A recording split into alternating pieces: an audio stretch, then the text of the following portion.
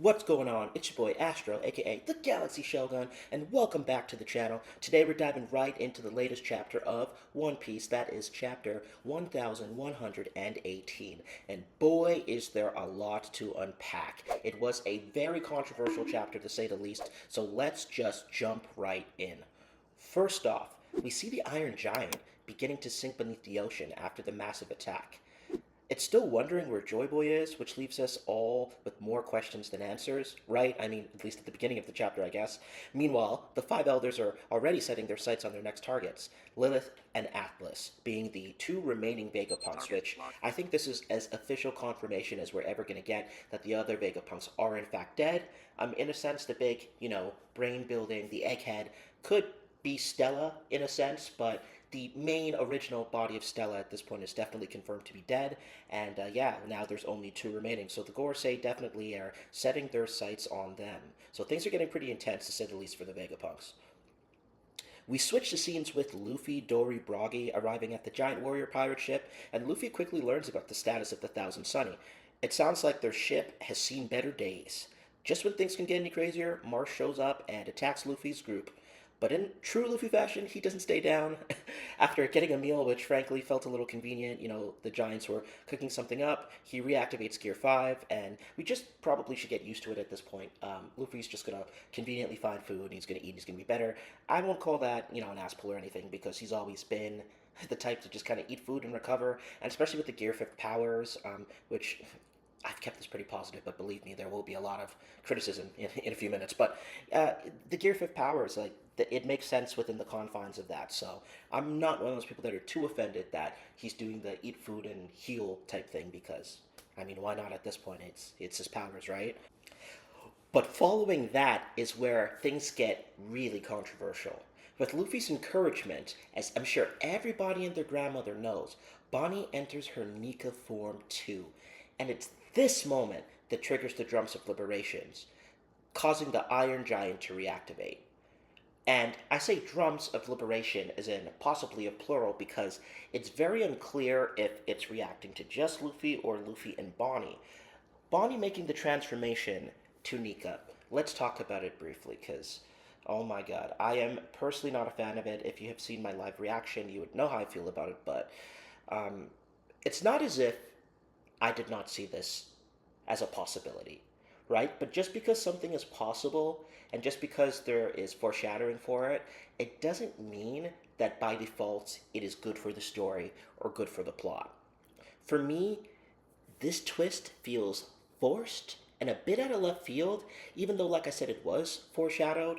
Bonney has always been an intriguing character with a lot of potential, but, using her powers, which obviously she's mimicked Luffy before, to turn her into Joy Girl seems super rushed, given that her powers kind of were retconned this arc, if we're just being honest. And it feels like an attempt to add more depth to her story, and it just doesn't fit the natural progression we've seen so far. It basically undermines the unique impact that Joy Boy's legacy has on the story. We thought that the Chosen One was Luffy, and many people will talk about hating the Chosen One trope, but it's a shonen. It's gonna come up at some point, and sometimes that trope works and sometimes it doesn't. Usually, I'd argue that this is going to be better than how it was executed in Naruto.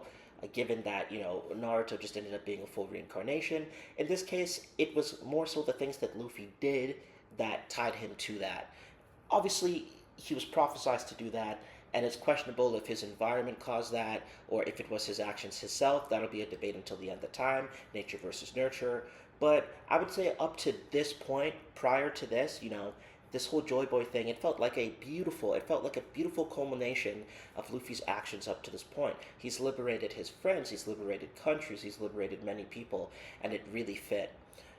You know, Bonnie obviously had a very tough go at life with the whole Kuma backstory, her mom, her lineage. Everything was very tragic, but is that enough to, justify her having a transformation like that?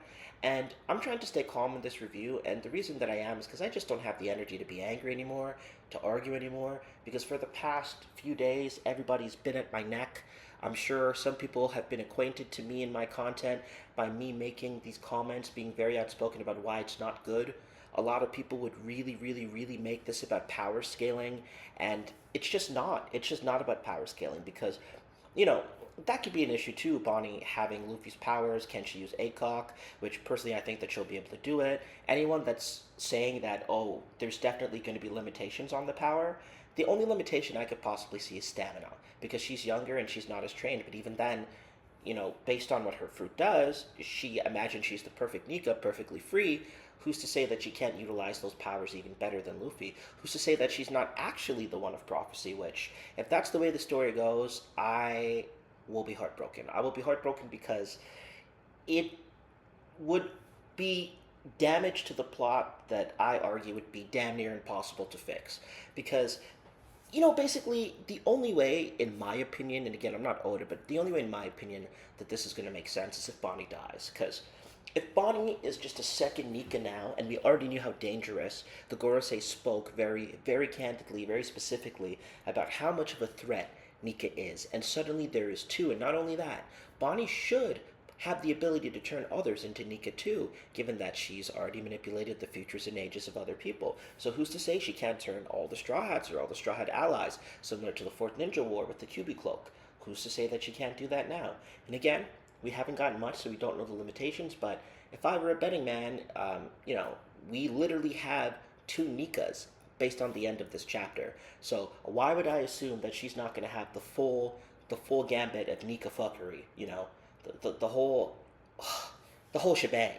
So I'm trying to not be overly negative. We just had an amazing episode of One Piece. One Piece episode 1109. Naoto Shishida, Vincent Chansard, probably two of my favorite animators as well as Ota. Just killed it. Just killed it with what went on. So, you know, it was really good to have an episode like that, to see my boy Shanks top one. I'm still the biggest Shanks fanboy. But yeah, Oda rightfully got some criticism this week, and I think the people that are trying to censor others or calling them fake fans, I think it's a disgusting thing to do. I think it's a pathetic thing to do. I think that if your series is being criticized, you should look at the criticism and, you know, give rebuttals that make sense. Don't just try to personally attack the person saying things. I've been personally attacked in every way you can imagine this week for saying, hey, I don't know if this is a good thing for the story. You know, what if Bonney goes, give me a Kaido-ish future, give me Emu-ish future. It's not about the power, it's about her being able to do anything that she wants. That's how the Nika power basically works.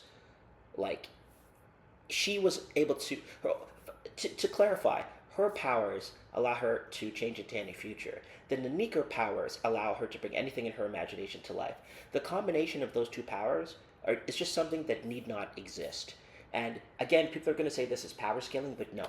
This is about Luffy being the most free. And I know that I'm going on a huge rant here, but I think it's about 50-50. You know, the very loud vocal ones that want to call everybody fake fans, they're just very loud, especially on Twitter, X, whatever you want to call it, social media.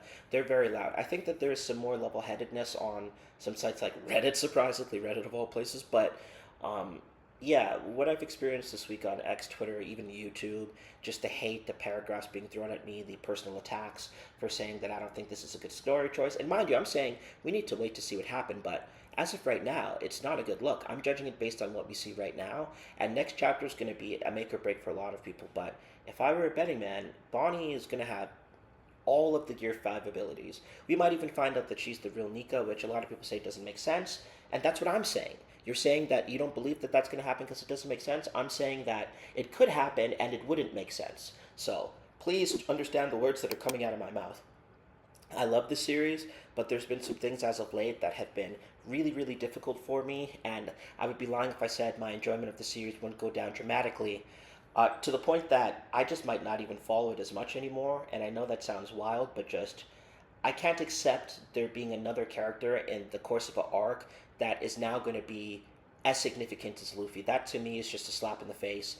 That to me is another example of a series at the end, you know, just dropping the ball hard enough. Like, obviously there's still great things going on outside. We still got the Goat Shanks, we still got Blackbeard, we still got a lot of people to save us from this Mickey Mouse Clubhouse nightmare. But, you know, as of right now, we're going to be following Luffy, and he might just become the least interesting part of the story if Bonney survives this arc with the Gear 5 powers intact. So That's just all I wanted to say.